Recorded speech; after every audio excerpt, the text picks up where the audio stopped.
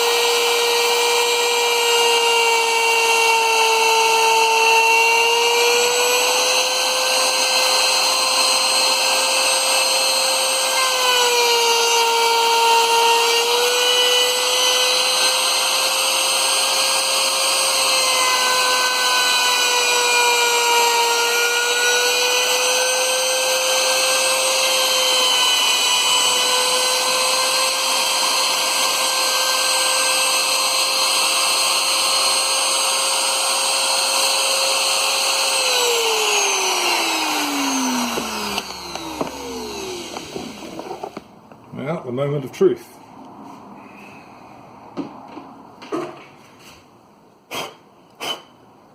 Okay, I've missed a couple of spots, so I'll just quickly run around them and I'll show you what I've done.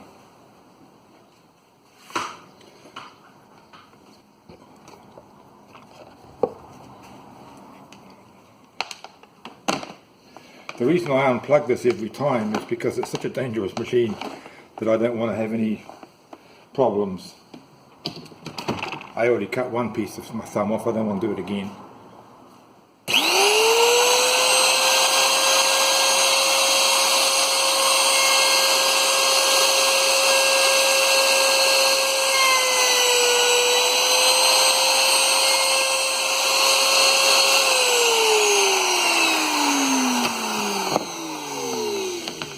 Alright, let's have a look and see what we got.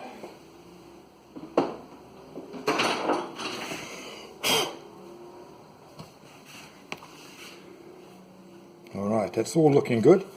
I'm going to pull this template off and I'll show you what we've got.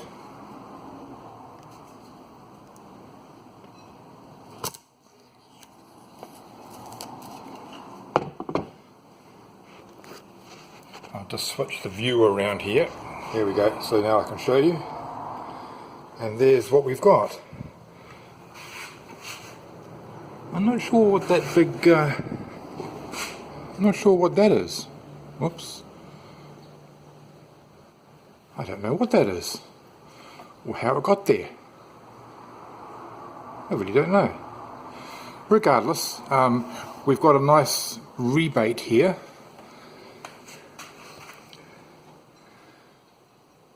And the cavity cover we're going to cut out of that piece we thinned should sit in there very nicely.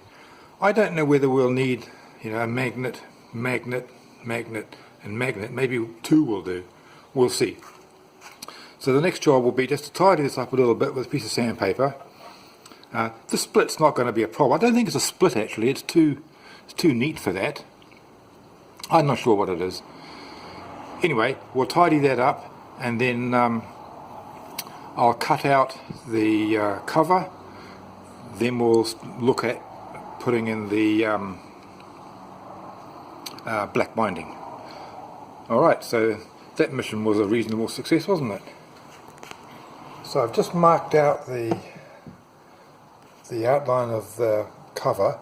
You can see I made a mistake and I've scribbled one out. You can see where I've scribbled out because I didn't get the orientation of the grain. If I had gone that way, the grain would have been going like that, and I really want the grain to be going fore and aft, you know, straight up and down like that, so I had to redraw it. Our template worked great. This, once it's cut out, should technically, or theoretically, be an absolute perfect fit for this. But as I was saying a minute ago, for this, I'm not even looking at it, as I was saying a minute ago, I'm going to bind this first, so there'll be a fair amount of sanding on this to do. Be a lot less sanding than what was on the body though, because it's that much thinner.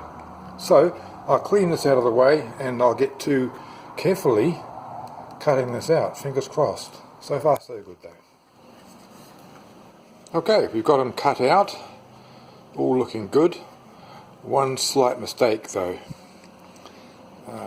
Remember how, you can probably see it a little bit there, I had the second line on it, this one here. When I got to this corner, I followed the wrong line. Consequently, this is a wee bit disfigured on that corner to fit the cavity that we had. I don't really want to make a new one because I don't want to waste this piece just yet, so I had to fill this corner a little bit.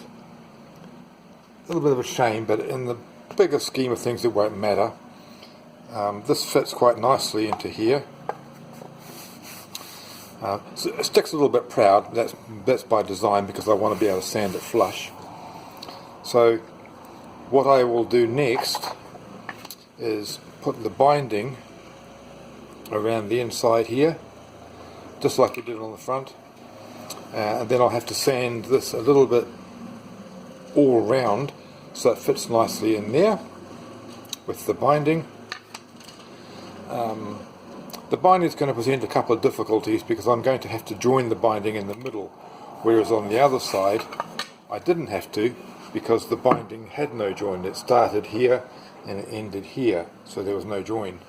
This time there's going to be a join and I want it to be invisible, so I figure that this being plastic, it will melt in acetone, if I cut, because I've got plenty of it, if I cut little pieces and melt it in acetone, I'll have like a paste. So where the join is, wherever I make it, maybe here, I'll be able to fill it in, and by the time we sand it back and scrape it, no one will ever know. That's the plan. And the other part is, in these corners, I think I'm going to put the magnets in each corner, just to make sure that the cover stays flat. So, we're making progress. We're not quite there yet, but not too far to go now. I'll get the binding underway, and I'll get the sanding done first, and I'll show you how I'm going to do that reasonably accurately, and then we'll get the binding done and take it from there.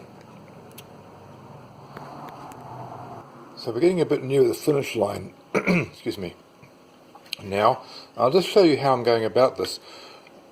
I was mentioning before, I'll be binding all the inside of this just to make it look pretty, and this is the same method I used on the front, and I'll just show you how I'm doing it. It's a bit easier with this little tiny piece. As you can see, it fits in there very snugly at the moment. If we look closely, you can see the gap along the top. I sanded that gap.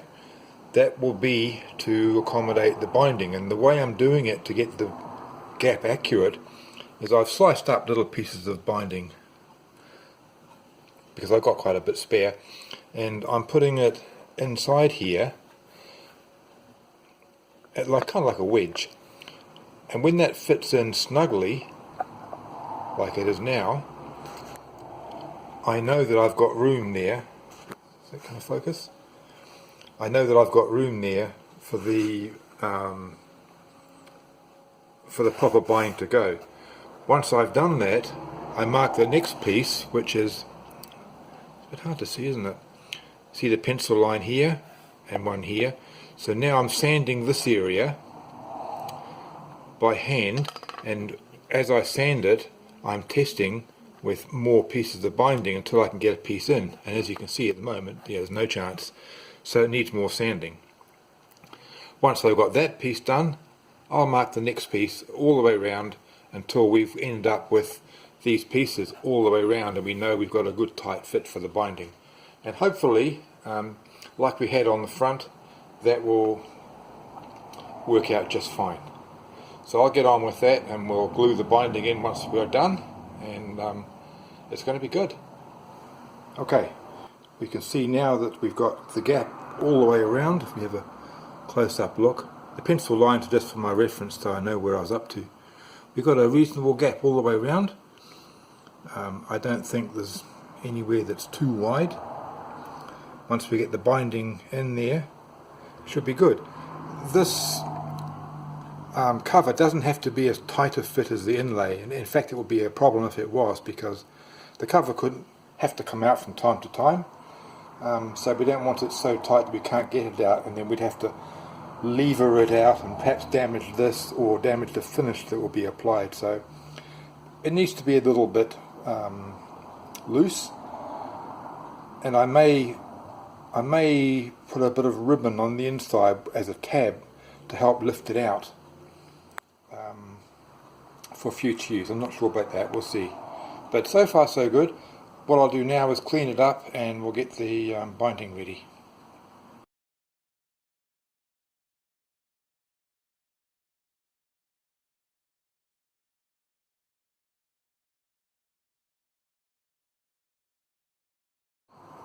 Well, we're still here in my ever increasingly dirty workshop, but the binding is done. Went without too much of a drama. You can see it's sitting quite proud of the body, because the binding was much wider than the cavity was deep. That's not really the issue. We'll scrape that down. In fact, those scrapings will come in handy to fill this little gap that's left. You can probably see it right there by the join, or well, it's not really a join, is it? By where the two ends meet, almost.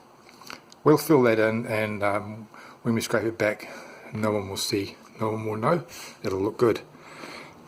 I'm not going to fit the cover in here just now.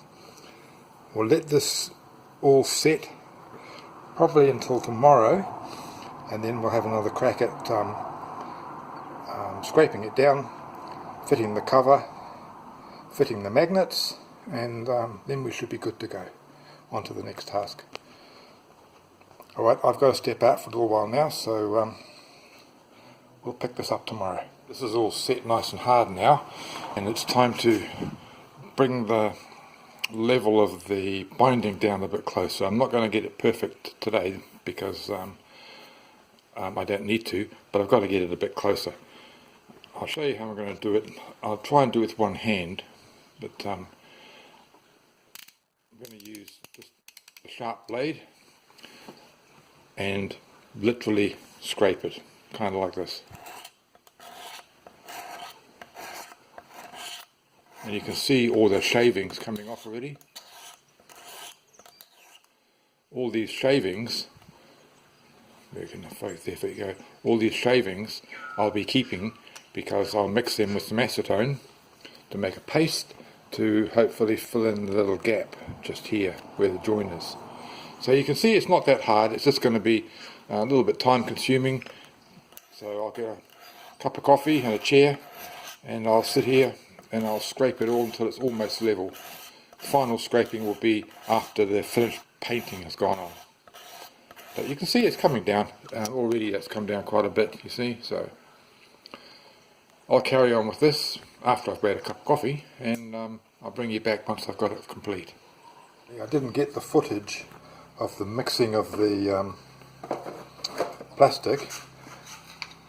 Here's the remnants of it, with the little splash of acetone to melt it. This is all gone hard now.